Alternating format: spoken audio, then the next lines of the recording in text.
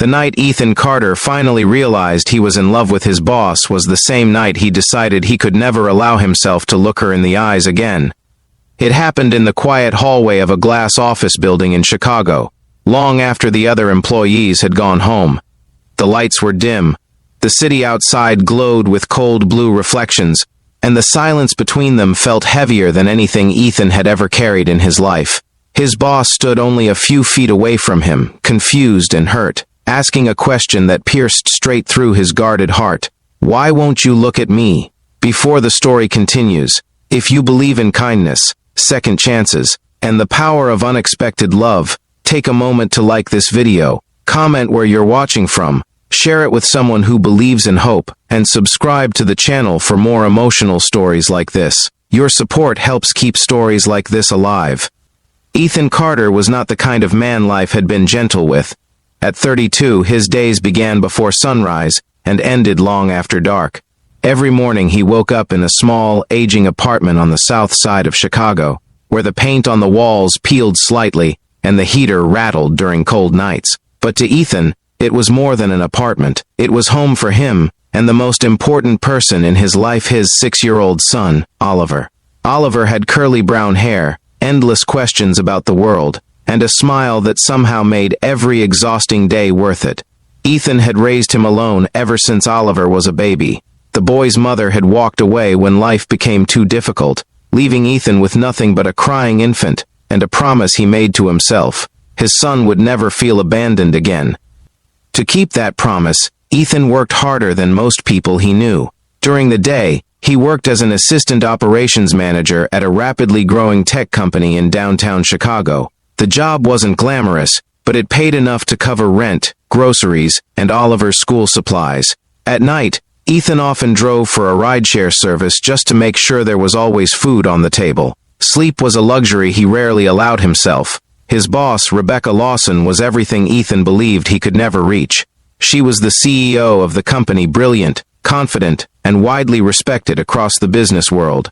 Rebecca had built the company from a struggling startup into a multi-million-dollar success before the age of 35. Yet, despite her success, Rebecca Lawson was not the cold executive many expected. She noticed things others ignored. She noticed how Ethan always arrived early.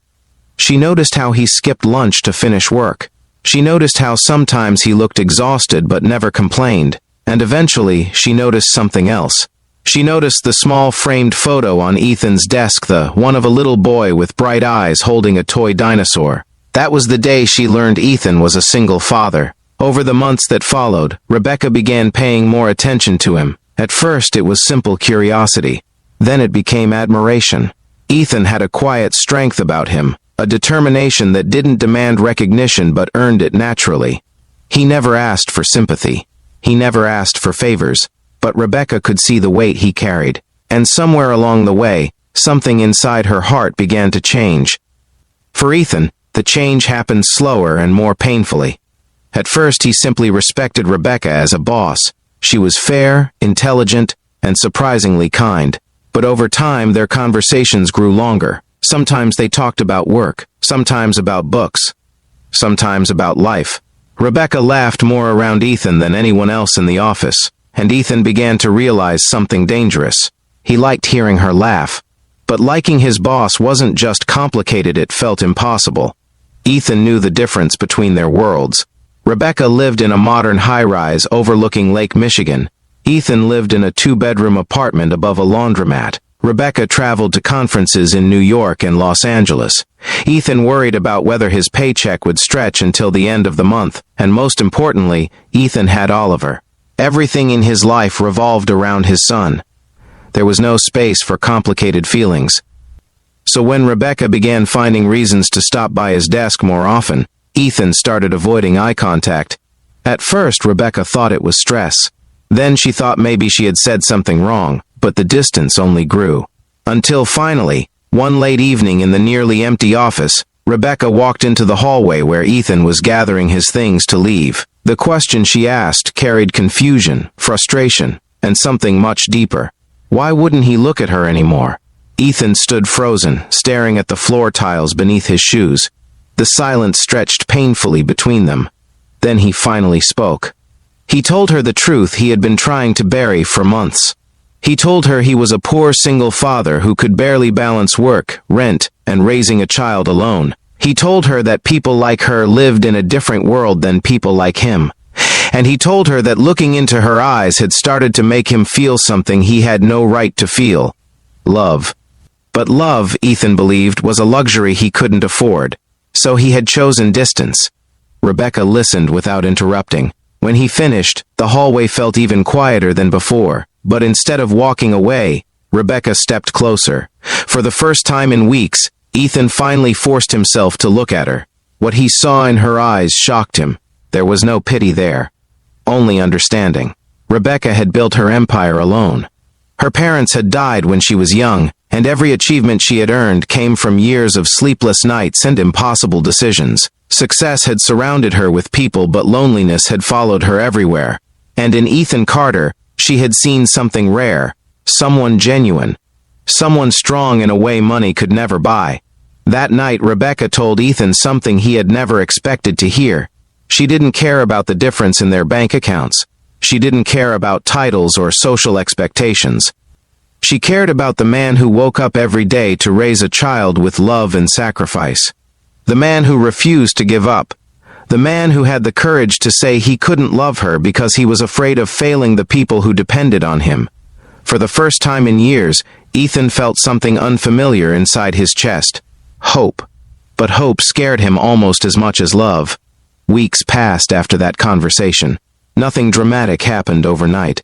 There were no fairy tale confessions or sweeping romantic gestures. Instead, small things began to change. Rebecca started leaving the office earlier so she could join Ethan and Oliver for dinner sometimes. At first, Ethan resisted, worried about appearances, but Oliver adored her almost immediately. She played dinosaur games with him, helped him with school projects, and laughed at his endless stories. Slowly, the walls Ethan had built around his heart began to crack. Rebecca never tried to replace Oliver's mother. She simply showed up, again and again. Until one evening Oliver looked at Ethan and asked a question that stopped him in his tracks. Why didn't Rebecca live with them if she was family? Children often see truths adults are too afraid to admit. That night, Ethan realized something powerful.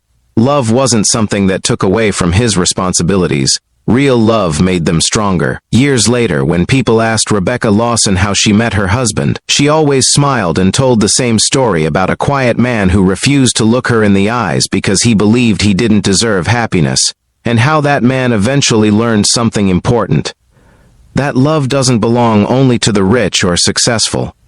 Sometimes it belongs to the tired father who keeps going even when life feels impossible. And sometimes it belongs to the woman brave enough to stand beside him. Before this story ends, here's a special request for everyone watching. Comment the word hope if you believe that love can find people even in their hardest moments. And if this story touched your heart, reminded you of someone strong in your life, or made you believe in second chances, please like this video, leave a comment, and share it with someone who needs a little hope today. Your support truly means everything. Because sometimes the most beautiful love stories don't begin with perfect timing. They begin with two people who believe they aren't allowed to fall in love